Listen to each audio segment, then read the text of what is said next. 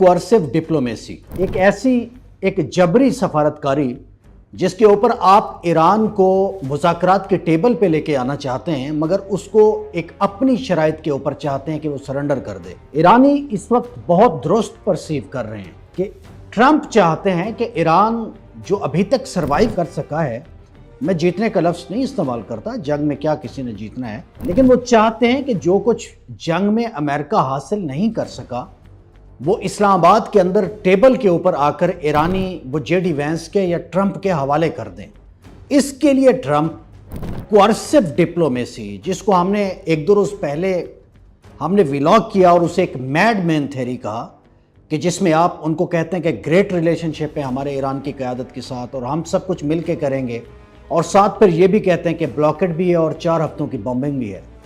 اس میں کوارسو ڈپلومیسی میں جو سب سے خطرناک بات کی ٹرمپ نے، جب ان سے سوال ہوا کہ آج یا کل میں اگر یہ ڈیل نہیں ہوتی، معاہدہ نہیں ہوتا، تو پھر جنگ بندی کا کیا فیوچر ہے، تو ٹرمپ نے بہت برہم جملہ کہا کہ میں پھر توقع رکھتا ہوں کہ میں بامبنگ کروں گا اور میں ایران کو پھر اس کے بعد میلیا میٹ کر دوں گا، اور پھر ساتھ انہوں نے یہی کہا ہے کہ ایران کو نیگوسیشن کے ٹیبل پہ آنا پڑے گا، ان کے پاس اور کوئی چوائس نہیں ہے۔ I think they have no choice. President Trump کہہ رہے ہیں کہ ایران کے پاس کوئی چوائس نہیں، انہیں نیگوسیشن کے ٹیبل پہ آنا پڑے گا مذاکرات میں۔ ان کی کوئی نیوی نہیں ہے، ایئر فورس ہم نے ختم کر دی ہے، ان کی لیڈرشپ کو ہم نے وائپ آؤٹ کر دیا ہے اور پریکٹیکلی وہاں رجیم چینج ہو گیا۔ We've taken out their Navy, we've taken out their Air Force,